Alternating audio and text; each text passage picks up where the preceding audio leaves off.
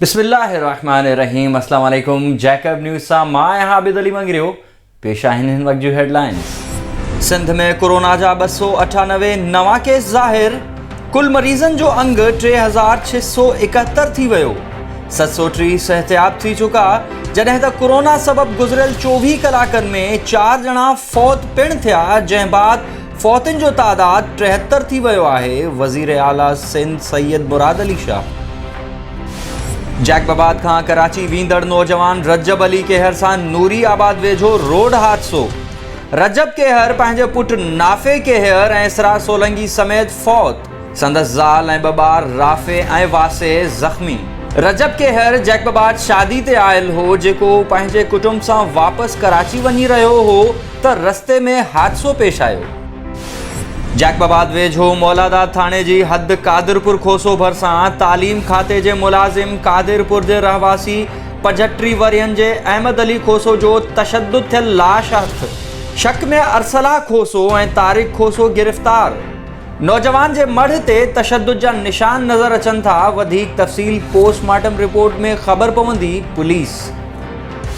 जैकबाबाद में क़ौमी शाहराह ते ॻोठ गुलाब माछी वेझो मोटरसाइकिल स्लिप थियण सबब डेरा अल्लाह यार वींदड़ 22 वरियनि जो हसनैन पठान फौत ऐं शहबाज दश्ती ज़ख़्मी।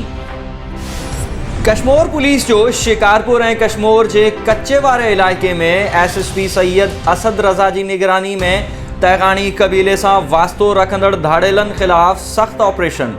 रॉकेट लॉन्चर ऐं जदीद असले जो इस्तेमाल। बदनाम धाड़ेलनि निसार सब्ज़ोई, फरीद तैगानी ऐं लाडो तैगानी जे अॾनि खे बाहियूं।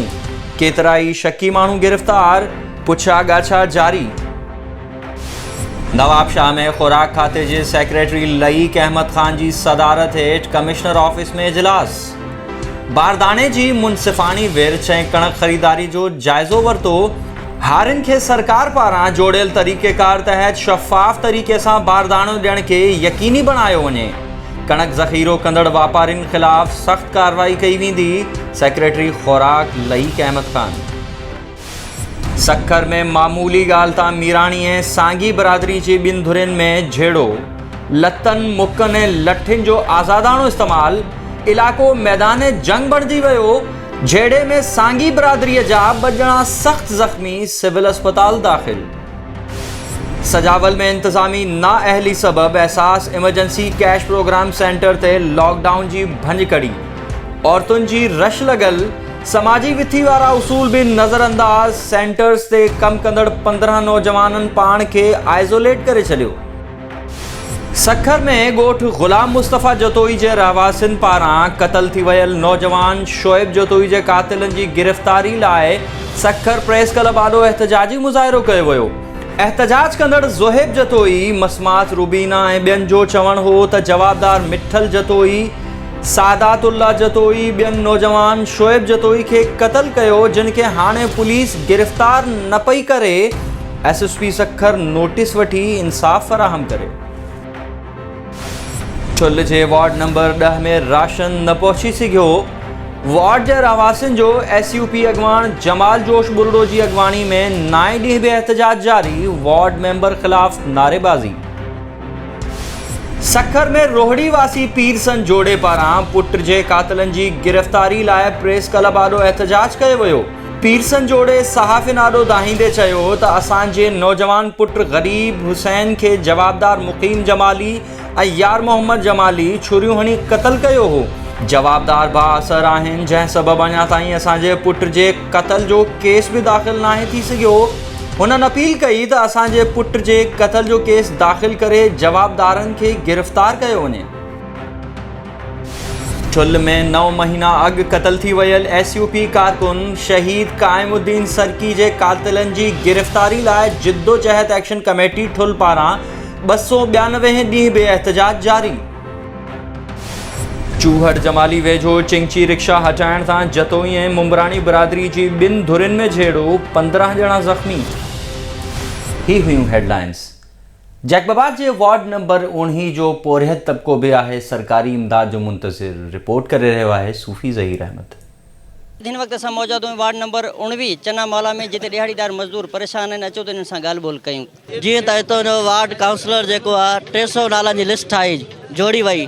चनामाला में 300 माण्हुनि जी लिस्ट ठही, जंहिं मां राति 12 बजे अचे मनपसंदि माण्हुनि जे ओताकनि ते उहे 300 बोरा ॾेई हलिया विया। मनपसंदनि छा कयो, सरकारी मुलाज़िमनि में विराए छॾे। हिते को ग़रीब गॾा गाॾे वारा मज़दूर वीचारा रोज़ ॾियाड़ी रोज़ कमाइण रोज़ खाइण वारा, उहे ग़रीब उते ई रहिजी विया। हितां जो काउंसलर छा कयो, अधु जेको आहे कंहिं सियासी जे वर चढ़ी वियो, सियासी शख़्सियत जे वर चढ़ी वियो। अधु जेको आहे काउंसलर पाण विराए करे उन में जेको आहे त भाङे भाईवार थी करे जेको खाई छॾियो। बाक़ी वीचारा गॾा गाॾे वारा मज़दूर डेली खाइण डेली कमाइण वारा, उहे उते ई रहिजी विया आहिनि। असां आला अख़्तियारनि खां गुज़ारिश कयूं था त न काउंसलरनि खे ॾिनो वञे, न कंहिंखे राशन ॾिनो, राशन हथो हथु विरायो वञे, ऐं राति जो न ॾींहं जो विरायो, ख़बर पइजी वञे अवाम खे त केरु केतिरो कंहिंखे ॾिए थो। असां चऊं था मीडिया जे साम्हूं डोर टू डोर अची करे तव्हां राशन विरायो, जीअं अवाम खे ख़बर पए त तव्हां कंहिंखे राशन ॾिनो। जेके 8 अरब जो राशन चवनि था, आउं कोन सम्झां थो त एतिरा राशन विराया आहिनि। सिवाइ पंहिंजे नौकरी वारनि माण्हुनि खे 5 माण्हुनि खे 5 सिर्फ़ु गिनती जेतिरा 5 माण्हू आहिनि, उन्हनि सां गॾु फोटो सेशन करे हलिया था वञनि राति जो। कंहिं बि ग़रीब गॾा गाॾे वारे मिसकिन खे हिकिड़ो बोरो बि न मिलियो। उहे ग़रीब वीचारा दरपदर लॻा पिया आहिनि। हिन टाइम ताईं फाका कशी हले पई, ऐं DCO साहिबु, MPA साहिबु, मिनिस्टर साहिबु विज़िट कंदा होता आहिनि शहर में, ऐं शहर में हर माण्हू बुख मरदो वठे थो। ऐं जेको ॿाहिरि अची ॻाल्हाए थो हुनखे सोटियूं हणनि था, लॉकडाउन में ॿाहिरि छो आयो आहे। ग़रीब बुख में बि ॿाहिरि न निकिरे, राशन बि न ॾियो त आख़िर करे थो वञे काॾे। 16 तारीख़ बंदि कयो आहे असांजी दुकान। माना हिन टाइम ताईं हर को घरनि में मौजूदु आहे। ॿाहिरि निकिरूं था पुलिस वारा चवनि था बाबा कोरोना वायरस आहे, कोरोना वायरस इहो आहे। ॾिसो था पाण हर को घरनि ते मौजूदु थियो, तव्हांखे राशन मिलंदो, सभु कुझु मिलंदो।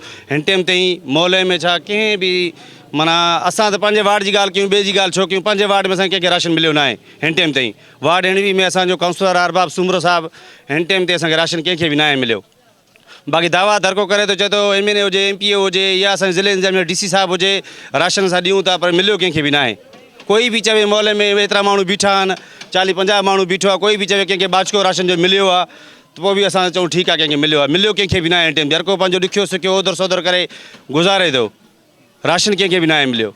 DC साहिबु बि निहारे नथो, ग़रीब मज़दूर तबिको हिन महिल दबियल आहे। उन्हनि खे का शइ बि राशन बि न मिलियो आहे। रोज़मर्रा जो जेको 400-500 कमाइण वारो अॼु 33 ॾींहं थिया आहिनि, उन्हनि का बि कमायो बि न आहे। सॼो ॾींहुं घर में वेठा आहिनि, राशन राति जो चवनि था विरायूं था। हिते कोई बि नथो अचे। जेकॾहिं अचनि था त पंहिंजे मनपसंदि माण्हुनि ॾे वञनि था। सूबाई हुकूमत बि असां सां तावन न पियो करे। ऐं असांजे पाड़े में ख़ासि कंहिं हिन महिल वोट वठणु ईंदा आहिनि, मगर हिन महिल कोई अचे ई न पियो। ऐं काउंसलर जेको आहे हिन महिल अचे पुछे ई न पियो, उन महिल वोट वठणु ईंदो आहे अरबाब ख़ान सूमरो साहिबु। दरअसल असांजी जेकी आवाम आहे, ख़ासि करे असां सिंध जी आवाम, असां एतिरा त किना थी विया आहियूं, एतिरा त असां बेज़मीरा थी विया आहियूं, जो हिकिड़ो कोरोना वायरस जो हिकिड़ो पूरी दुनिया में हिकिड़ी वबा फैलिजी वई आहे। असांखे इहो यानी कि अहसासु थियणु खपे त असांजे पाड़े में, असांजी घिटी में केरु मुस्तहिक आहे, केरु ग़रीब आहे। ठीकु आहे, कोई बि अगरि काई बि तंज़ीम या काउंसलर जे तरफ़ों कोई बि राशन विराइणु अचे थो त असांजा सुलझल ऐं पैसे वारो तबिको अॻु में अची बीह रहे थो, सम्झी। इन जे करे मुस्तहिक माण्हू जेको आहे त उन शइ खां महरूम थी वञनि था। जीअं मां वार्ड नंबर 19 जे अवाम जूं ॻाल्हियूं ॿुधियूं, जीअं त मुख़्तलिफ़ तबिको हुयो, कोई मज़दूर हुयो, कोई दर्जी हुयो, मुख़्तलिफ़ माण्हुनि जा मुख़्तलिफ़ इल्तिजा हुया। हिननि काउंसलर ख़िलाफ़ बि खोड़ सारियूं ॻाल्हियूं कयूं, हिननि राशन जे विरासत जे बारे में बि खोड़ सारियूं ॻाल्हियूं कयूं। हिन सिंध गवर्नमेंट जी जेका राशन विरासत हुई उन्हनि जे बारे में बि खोड़ ॻाल्हियूं कयूं। हिननि चयो त राति जे टाइम राशन अचे थो, मनपसंदनि खे नवाज़ियो वञे थो पियो, ग़रीब माण्हू रहिजी वञनि था पिया। हिननि DC खे इल्तिजा कई त महिरबानी करे ॾींहं जो इहो राशन ॾिनो वञे, उहो मीडिया जे अख में ॾिनी वञे, जीअं त माण्हुनि खे ख़बर पए मुस्तहिक केरु आहे केरु न आहे। दर्जन बि इल्तिजा कई त असांजा दुकान महिरबानी करे खोलिया वञनि, असांजी समाजी विथी रखी वञे, जीअं असां पंहिंजो गुज़र सफ़र बरक़रार रखे सघूं। कैमरामैन सलीम बलोच सां गॾु सूफ़ी ज़हीर अहमद, जेकब न्यूज़, जैकबाबाद। ही हुयूं हिन वक़्त जूं ख़बरूं। वधीक तफ़सील लाइ विज़िट कयो असांजी वेबसाइट www.jacobnewshd.com ऐं फेसबुक ते फॉलो कयो। ॾिसंदा रहो जैकब न्यूज़, ख़बर खां हक़ीक़त ताईं।